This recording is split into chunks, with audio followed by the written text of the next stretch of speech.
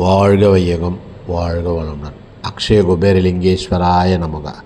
இந்த காணொலியை பார்க்குற அனைவருக்கும் இந்த காணொளி சமர்ப்பிக்கின்றோம். என்னென்னு கேட்டிங்கன்னா, கிரிவல பாதையில் நூற்றுக்கணக்கான சாதுக்கள் இருக்காங்க. ஏதோ நம்மளால் முடிஞ்சது, நம்மக்கிட்ட இருக்கிற வசதியை பொறுத்து சாப்பாடு கொடுக்கலாம், வேட்டி கொடுக்கலாம், துண்டு கொடுக்கலாம், துணி துவைக்கிற சோப்பு கொடுக்கலாம், குளிக்கிற சோப்பு கொடுக்கலாம், டீ கொடுக்க காசு கொடுக்கலாம்,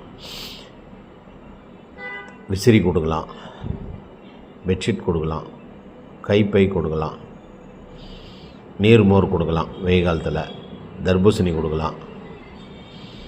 இதுபோல் கொடுக்கணுன்ற மனசு, அதாவது நம்மக்கிட்ட அன்பு தயவு கருணை இல்லைன்னா நம்ம மரத்துக்கு சமம். இது ஞானிகள்லாம் சொன்னது. அன்பு தயவு கருணை இருந்தால் மட்டுமே எல்லாமே நம்மளை நோக்கி வர ஆரம்பிக்கும். இந்த உலகத்துக்கு நம்ம என்ன கொடுக்குறோமோ அதுதான் திரும்ப நமக்கு கிட்ட கிடைக்கும், நம்மக்கிட்டே கிடைக்கும். அன்பு செலுத்தோம்னா அன்பு கிடைக்கும், அன்னதானம் கொடுத்தோம்னா அன்னதானம் கிடைக்கும், பணம் கொடுத்தோம்னா பணம் கிடைக்கும். இது ஒரு அற்புதமான ரீசைக்கிளிங் பிரபஞ்ச ஈர்ப்பு விதி. நீ என்னவா நினைக்கிறியோ, என்னவா இருக்கிறியோ அதுதான் உன்னை சுற்றி இயங்க ஆரம்பிக்கும். நீ எதை தேடுறியோ அது உன்னையும் தேடும்.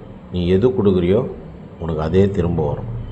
நல்லது செய்தோம்னா கண்டிப்பாக நல்லது தான் நடக்கும். கவலைப்பட வேண்டாம். எல்லா துன்பங்களும், எல்லா துயரங்களும், எல்லா கஷ்டங்களுக்கும் தீர்வு ஒரு நாள் உண்டு. இல்லாமல் இல்லை, எல்லாத்துக்குமே தீர்வு உண்டு. தேடணும். தேடி கண்டுபிடிச்சிட்டோம்னா தீர்வு கொண்டான விடை கிடச்சிடும். எல்லாம் நல்லா இருக்கணும். வாழ்க வளமுடன்.